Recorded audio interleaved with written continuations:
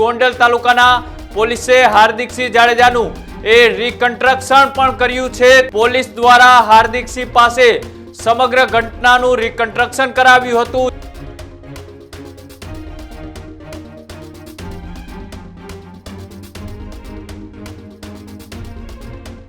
मुख्य आरोपी हार्दिकसिंह जाडेजा ने गोंडल तालुका पुलिस द्वारा રીબડા લઈ જવામાં આવ્યો હતો। કઈ રીતે ફાયરિંગ નો પ્લાન બનાવ્યો હતો અને આ શૂટર ને કઈ રીતે તૈયાર કરવાનું છે તે રીકન્સ્ટ્રક્શન છે તે કરવામાં આવ્યું હતું ને।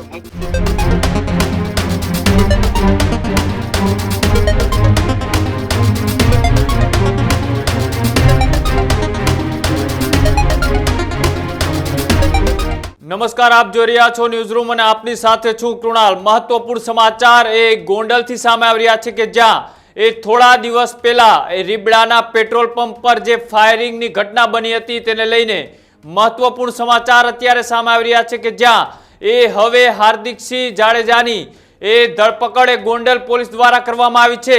રીબડાના અનિરુદ્ધસિંહ જાડેજાના પેટ્રોલ પંપ પર ફાયરિંગની જે ઘટના બની હતી અને ઘટના બાદ ક્યાંક ને ક્યાંક ફરાર હાર્દિકસિંહને કેરળથી એસએમસીની પોલીસની ટીમે ઝડપી પાડ્યો હતો અને બાદમાં તેમને સુરત પોલીસ પાસે લઈ જવામાં આવ્યો હતો। સુરત પોલીસ બાદ હવે તેમને ગોંડલ લાવવામાં આવી રહ્યા છે અને ગોંડલ તાલુકાના પોલીસે હાર્દિકસિંહ જાડેજાનું રીકન્સ્ટ્રક્શન પણ કર્યું છે। ત્યારે જે ઘટના બની હતી રીબડાના પેટ્રોલ પંપ ખાતે ત્યાં લઈ જઈ પોલીસ દ્વારા હાર્દિકસિંહનું રીકન્સ્ટ્રક્શન કરવામાં આવ્યું હતું।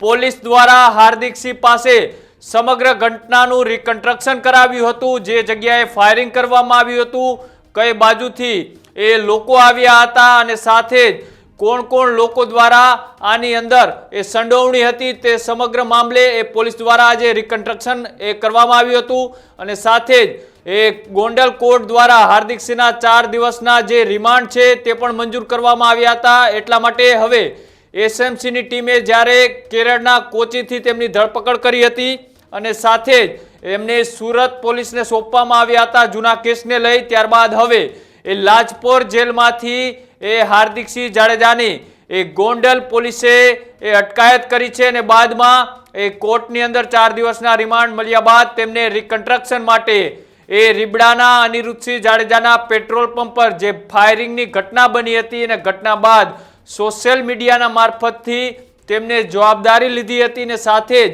અનેક લોકોને ધમકી આપતો એક વિડીયો વાયરલ કર્યો હતો। ત્યારબાદ પોલીસે સર્ચ ઓપરેશન હાથ ધર્યું હતું અને સર્ચ ઓપરેશન હાથ ધરતા હાર્દિકસિંહ જાડેજા કેરળમાંથી પકડાયો હતો અને સાથે તેની ઉપર જે ભૂતકાળમાં અનેક ગુના સાથે જોડાયેલો છે તેને લઈ પણ તેમની આજે પૂછપરછ કરવામાં આવી હતી।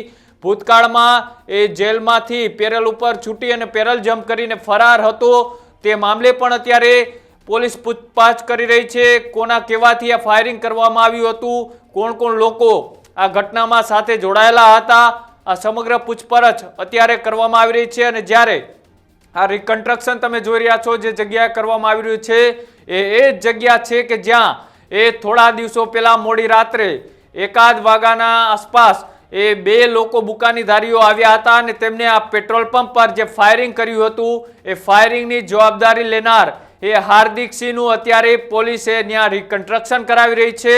અને આ જ મુદ્દે વધારે માહિતી આપવા માટે મારી સાથે મારા સંવાદદાતા એવા તુષાર ભાલિયા જોડાયેલા છે, તેની પાસેથી જ વધારે માહિતી મેળવીએ। તુષાર, અત્યારે જે રીતના સમાચાર સામે આવી રહ્યા છે કે જે હાર્દિકસિંહ જાડેજા રીબડાના પેટ્રોલ પંપ પર જે ફાયરિંગની ઘટના બની હતી તેની સોશિયલ મીડિયા ઉપરથી જવાબદારી લીધી હતી અને બાદમાં તેમની ધરપકડ બાદ ગોંડલ લાવવામાં આવ્યા અને અત્યારે રીકન્સ્ટ્રક્શન કરવામાં આવી રહ્યું છે। શું છે વધારે વિગત?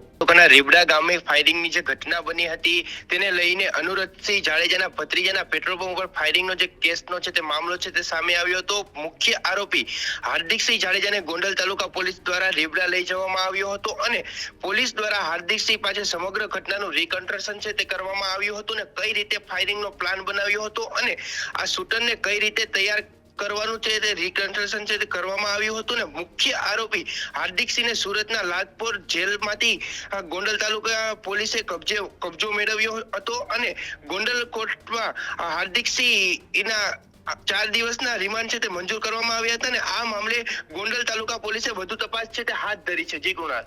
પૂછપરછ કરવામાં આવી રહી છે અને સાથે સાથે જે રિકન્સ્ટ્રક્શન કરવામાં આવ્યું અને આમાં બીજા કોઈ જે આરોપીઓ હતા તેમની અત્યારે ધરપકડ કરવામાં આવી છે. બીજા કોઈક લોકોના આમાં નામ ખુલ્યા હોય અથવા તો પોલીસે જે પૂછપરછ કર્યા બાદ કોઈ માહિતી સામે આપી હોય તેવું? હજી સુધી તો તે બહાર નથી આવ્યું, પરંતુ હજી સુધી જે હાર્દિકસિંહ છે તે 4 દિવસના રિમાન્ડ મંજૂર છે તે કરવામાં આવ્યા છે. ત્યારબાદ જો વધુ ખુલાસો થશે તે સામે આવશે. જી બિલકુલ આભાર. તો જે રીતના હાર્દિકસિંહ જાડેજાનું એ ગોંડલ તાલુકા પોલીસે કબજો લીધા બાદ તેમને એ રીબડાના પેટ્રોલ પંપ ખાતે જ્યાં ફાયરિંગ કર્યું હતું ત્યાં જઈને રિકન્સ્ટ્રક્શન કરવામાં આવ્યું. કેટલા શૂટરોને તૈયાર કરવામાં આવ્યા હતા અને માત્ર ફાયરિંગ કરી એ ડરાવી કે ધમકાવવાનો પ્લાન હતો કે ખરેખર એ કોઈ વ્યક્તિ તેમના ટાર્ગેટમાં હતું, કોના કહેવાથી તેમને ફાયરિંગ કર્યું હતું અને આ પ્લાન કઈ રીતના બનાવવામાં આવ્યો હતો, આ તમામ માહિતીની પૂછપરછ એ પોલીસ જે 4 દિવસના રિમાન્ડ મળ્યા છે તેમાં કરશે અને સાથે તેમની સાથે જોડાયેલા જે ભૂતકાળના કેસો છે એ કેસને લઈને પણ અત્યારે તપાસ ચાલી રહી છે. અલગ અલગ પોલીસ સ્ટેશનમાં તેમની ઉપર જે ગુના નોંધાયેલા છે તેની પણ તપાસ ચાલી રહી છે. અને મુખ્ય વાત એ કે જે વિડીયો મારફતે તે અનેક લોકોને જે ધમકીઓ આપી હતી ફાયરિંગની ઘટના બાદ, એ લોકો સાથે તેમનું શું કનેક્શન છે, ભૂતકાળમાં તેમની સાથે શું ઘટનાઓ બની હતી અને સમગ્ર મામલે અત્યારે પોલીસ તપાસ કરી રહી છે. અને ન માત્ર જે અત્યારે મુખ્ય સૂત્રધાર તરીકે એ હાર્દિકસિંહ જાડેજા એ પોલીસ સકંજામાં છે, પણ હજી આનો માસ્ટરમાઇન્ડ કોઈ બીજો છે કે શું, એ સમગ્ર મામલે અત્યારે પોલીસ તપાસ કરી રહી છે. તપાસ બાદ અનેક ખુલાસાઓ થઈ શકે છે કે જે રીબડાના અનિરુદ્ધસિંહ જાડેજાના ભત્રીજાના પેટ્રોલ પંપ પર જે ફાયરિંગ કરવાની જવાબદારી લેનાર મુખ્ય સૂત્રધાર એ હાર્દિકસિંહ જાડેજા અત્યારે ગોંડલ પોલીસના સકંજામાં છે. ગોંડલ તાલુકા પોલીસ અત્યારે તેમની પૂછપરછ કરી રહી છે. એટલે ક્યાંક ને ક્યાંક હજી આમાં કોઈ મોટા વ્યક્તિઓના નામ ખુલી શકે છે અથવા તો જે શૂટરો હતા એ શૂટરો જે પકડાયા છે તે સિવાયના બીજા કેટલા લોકો આમાં જોડાયેલા હતા, કોના કહેવાથી આ પ્લાન બનાવવામાં આવ્યો હતો અને શા માટે આ ઘટનાને અંજામ આપ્યો, આ સમગ્ર ખુલાસા જ્યારે પોલીસની પૂછપરછ પૂરી થયા બાદ થશે. પણ અત્યારે આ મહત્વપૂર્ણ સમાચાર જે સામે આવી રહ્યા છે કે જ્યાં એ હાર્દિકસિંહ જાડેજાનું રિકન્સ્ટ્રક્શન એ પેટ્રોલ પંપ પર લઈ જઈને કરવામાં આવ્યું હતું અને બાદમાં તેમની અત્યારે પૂછપરછ કરવામાં આવી રહી છે. અત્યારે જે માહિતી સામે આવી રહી છે એ અમે તમારા સુધી પહોંચાડી રહ્યા છીએ. વધુ માહિતી માટે જોતા રહો ન્યૂઝરૂમ ગુજરાત અને ન્યૂઝરૂમ ગુજરાતની યુટ્યુબ ચેનલ ન્યૂઝરૂમને આજે જ લાઇક કરો, શેર કરો અને સબસ્ક્રાઇબ કરો. નમસ્કાર.